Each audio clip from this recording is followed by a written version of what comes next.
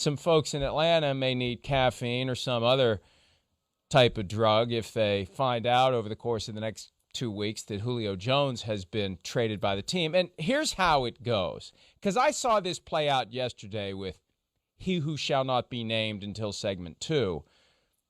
Just because it's been out there doesn't mean people really know about it, because a lot of people aren't paying attention to it. And then when that thing happens that those of us who follow the sport closely expected, there's a lot of people who are like, what the hell is this? Which was the reaction yesterday morning when he who shall be discussed in segment 2 joined an NFL team after 9 years since he last played in a regular season game. And I think that same dynamic applies with Julio Jones, Charean.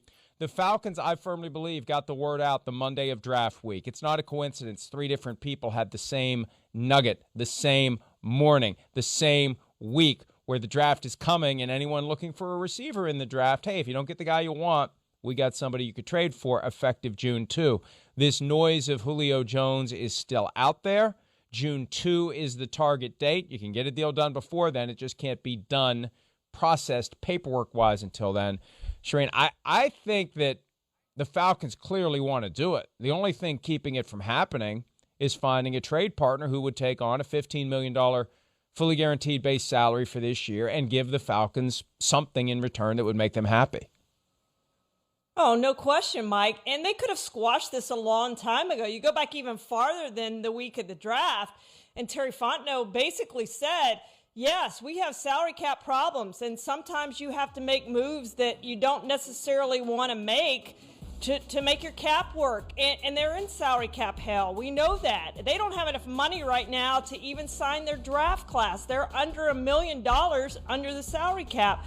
So they've still got to make more moves unless they can trade Julio Jones. So it makes perfect sense. And look, Calvin Ridley proved last season that he could be a number 1 receiver. He was that last year with Julio missing much of the year with those hamstring problems. So it makes perfect sense for the Falcons to want to move on from Julio Jones, mainly for the salary cap purposes. But you're right, Mike. It's harder to find somebody to take on his contract, and that's going to be the difficult part of this. And the Falcons, frankly, aren't going to get probably what Julio Jones is worth simply because of the contract. They got a second-round pick for Mohamed Sanu somehow at the trade deadline in 2019. That second-round compensation has been floated on multiple occasions over the course of the last month. Peter King floated that as a potential price for getting the Julio Jones contract. And what dusted this off, Jeff Schultz, who's covered the Falcons for years, first with the Atlanta Journal-Constitution, he's now with The Athletic. His story yesterday, Falcons may trade Julio Jones, so let's clear up the misconceptions. Why? This isn't something I believe that he's just pulling out of thin air. He's got connections with the team. He's interviewed Arthur Blank in the past, I believe. They're trying to dust this off again, to kick this up as we get closer to June 2, to make sure that they've done everything in their power to find a trade partner. They want to move on from the Julio Jones $15 million base salary, which is guaranteed for skill, injury, and cap, and they want to get some sort of return. And here's the problem. And this, I think, is the biggest impediment to getting this deal done. The Falcons are going to be expected to pay some of that money. We've seen it time and again. It's become a way of life, especially when you're talking about guys with guaranteed salary. Teddy Bridgewater, most recently, $10 million would have been guaranteed to him by the Panthers. Panthers unloaded him onto the Broncos. They're still paying $7 million. Hey, they saved $3 million. They didn't get much by way of compensation via trade, but they got Teddy Bridgewater off the books, and they didn't have to cut him and see him walk away to the Tampa Bay Buccaneers and become a backup down there. As it relates to Jones, that $15 million, he's getting paid one way or the other. And if the Falcons would cut him, and they won't, because why pay him to not be on your team? Although, if you really want to get some savings, I guess all you could do is cut him and wait for him to sign with someone else, and they'd pay him $7 or $8 million.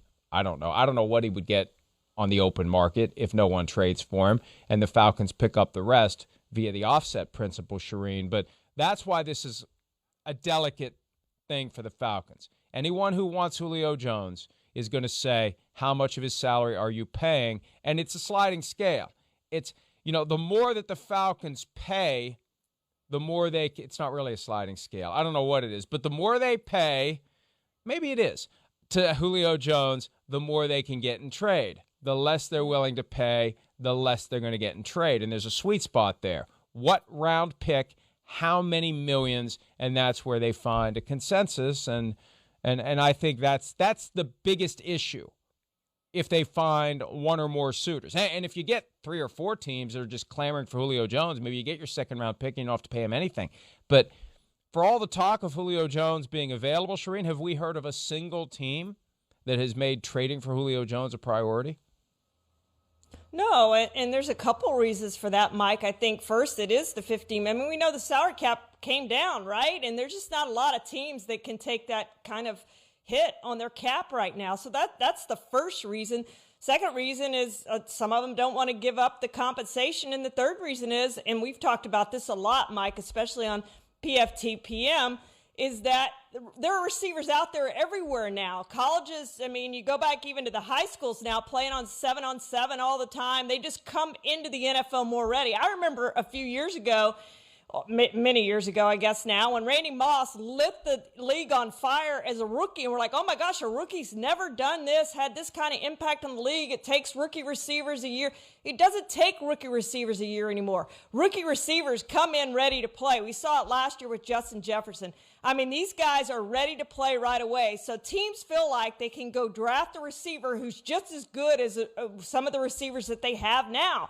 And they've shown that. CeeDee Lamb was great for the Cowboys last year. So all those things, I think, have played a part in this, and that maybe receivers market starts to come down like running backs has, simply because there's so many of them out there who are so good at this point. You can go get them for a lot cheaper than $15 million. It wasn't all that long ago that Randy Moss lit the league on fire. Only 23 years ago. Only a short 23 years. Only. And last year, Justin Jefferson broke Moss's team rookie receiving yardage record.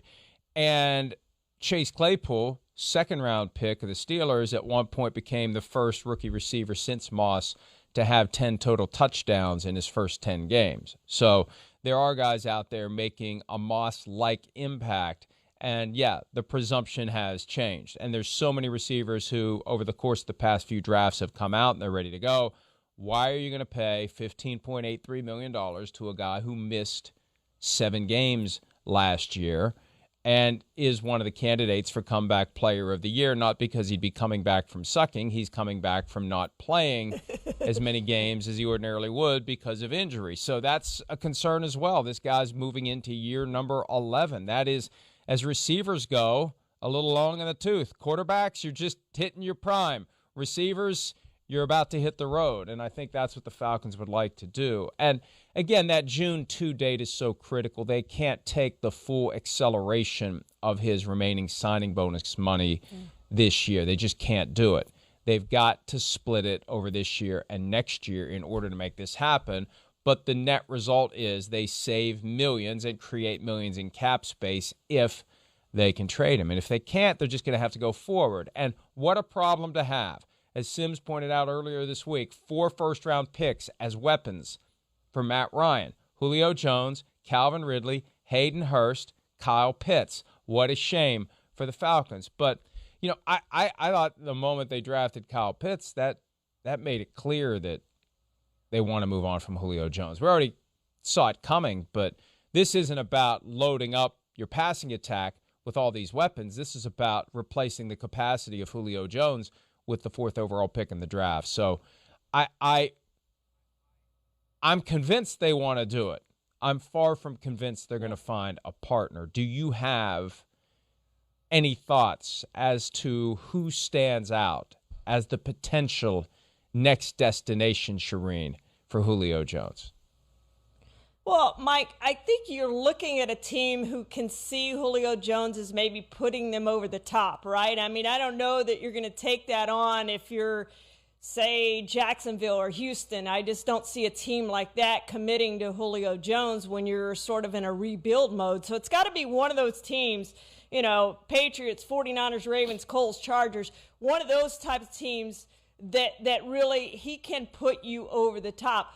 What about a team like the Kansas City Chiefs? I know they're up against the cap too, But if you're the Chiefs and you've seen what Tampa Bay has done, loading up with all these weapons, if you get you yet another weapon like a Julio Jones, that might put you over the top. That might be enough to put you over the top to beat the Buccaneers, to win the AFC again. That they just need like one more thing. Now, I don't know that the Chiefs are going to do it, and they probably wouldn't be my favorite. I would probably look more like a team like the Colts. I think he could really help the Colts when you look at their receiving core, what they have. I think he would be an upgrade for them and upgrade the other guys behind them because they would see a lot more one-on-ones. That would probably be my favorite team to see him go to is the Colts because I think he can make a big difference there. But a team like the Chiefs, I just think he would be good enough to put him over the top. I know he only played 9 games last year, Mike, but he still averaged 15.1 yards a catch. He can still get it done. I think he's still a number 1 receiver for you if he can stay on the field, if those hamstrings are good.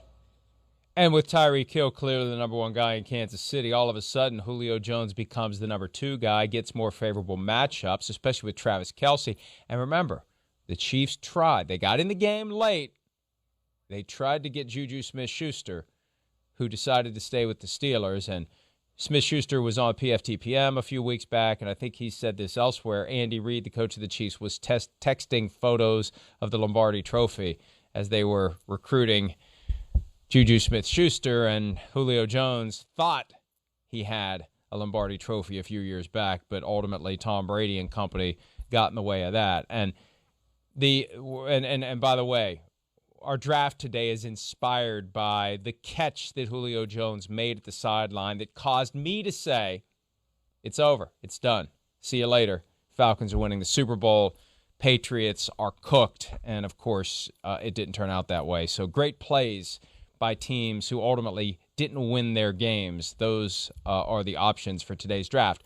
My 2 big options for Julio Jones, though, Charean. One, speaking of Tom Brady, I think it would be poetic if the Patriots would end up getting Julio Jones because it was back in 2011 that Thomas Dimitroff, then entering his 4th season as general manager of the Atlanta Falcons, was contemplating a major trade up in the draft with the Browns to get in position to get Julio Jones.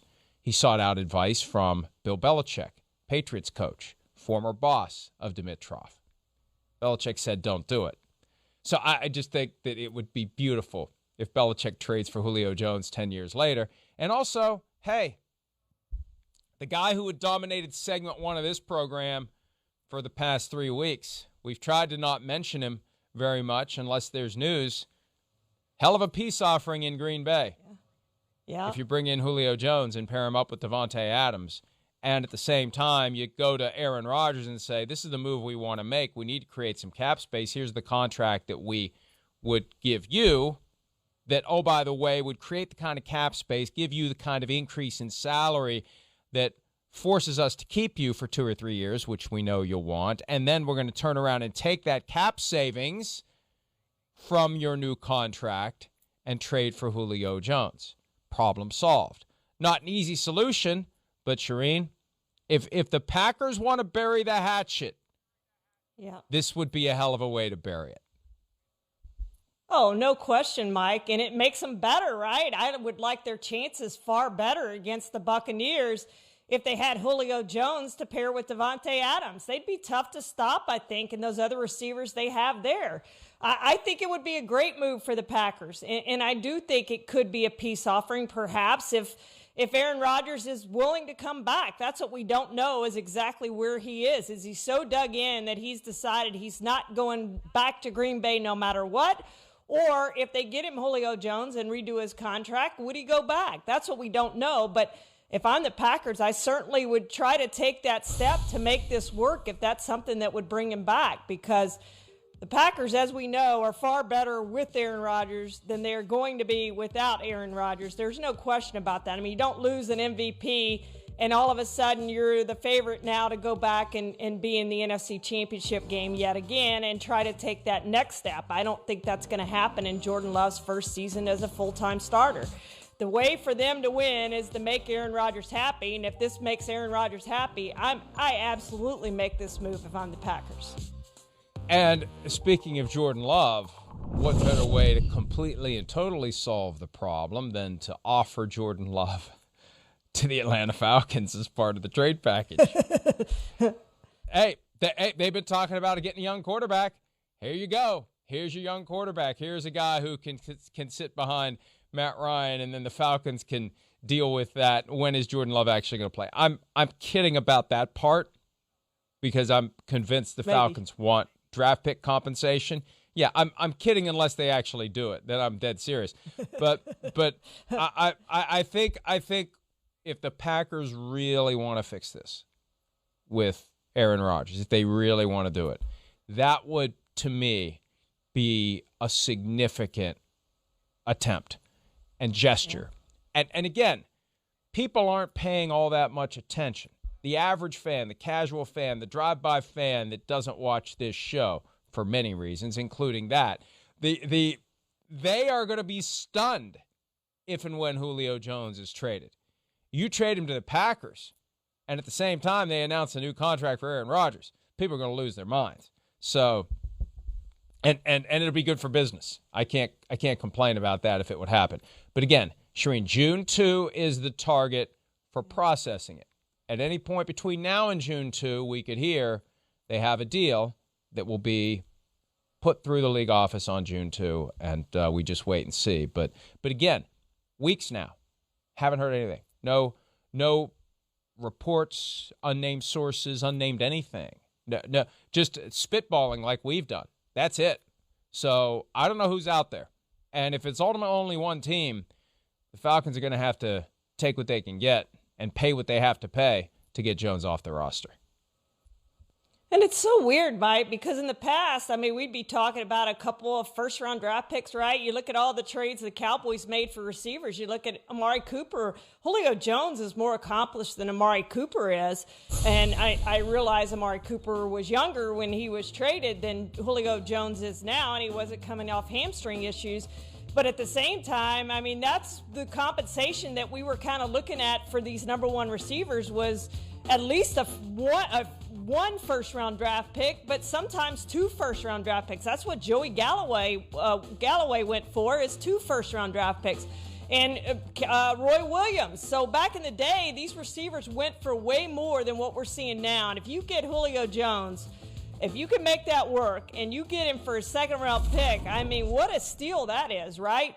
This guy can still play. He could still be a number one receiver. He's going to be even better as a number 2 receiver if he goes to a team like the Packers with Devontae Adams. He could be fantastic as that number 2 receiver. Randy Moss was traded 3 times in his career. The first time he was traded for a first-round pick, Napoleon Harris, who had been a failed first-round pick, right, and I believe a 7th-round pick. That was it for one of the most dominant players in league history. That's all they got. And then all the Raiders got when they unloaded him after 2 seasons on the Patriots, or so they thought they were unloading him, was a 4th-round pick. And then when he was fed up with New England and they were fed up with him, the Patriots got a 3rd-round pick from the Vikings, and they fired him after 3 weeks. So it's amazing to think Moss didn't go for a hell of a lot more the first time around or any of the other times. But nowadays, and this gets back to, I think, the availability of young receivers and also the timing. It's one thing for a team during a given season that believes it's that one player away to make that move. The same year that the Patriots gave up a 2nd-round pick for Mohamed Sanu, and it didn't work. The 49ers gave up a 3rd-round pick for Emmanuel Sanders, and it did work.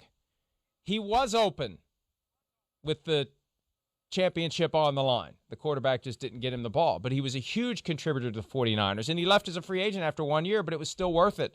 He made a huge difference for that team. So, you know, and that's the other side of this. Even if they don't trade him on June 2, the door's still going to be open. And Julio Jones is a guy that maybe they get more Charean for him right before the trade deadline from a team that knows we really would benefit from having this guy for the stretch run. Yeah, sometimes we've seen that happen, Mike, where players get traded at the trade deadline, and they do get more for him. Or if a team in training camp has an injury, right, at the receiver position and says, oh my gosh, we're a contender, but now our number one receiver is out for the year with a torn ACL. So we've got to go get this guy. He's available. Let's do it. Let's make it work. So, yeah, I could see this happening even later than June 2nd if they don't get what they want. The best case scenario for the Falcons, if you've said, is at least have two teams bidding for him. That's what you need. You need more than one team bidding for him. But at this point, Mike, I think they want to trade him so bad. If it's even one team, I think he's going to go. I think they're going to move on from him, even if it's one team and they don't get very much compensation for him. I think they're going to move on from Julio Jones just for those salary cap implications. I've said before that the best leverage a team has when it comes to a possible trade is screw it, we'll just keep him. The Falcons don't have that leverage available because no one believes that they want to keep him. It maybe they have no choice but to hang on to him to try to get more for him later, but they're ready to move forward. Hi, I'm Mike Tirico, and thanks for watching.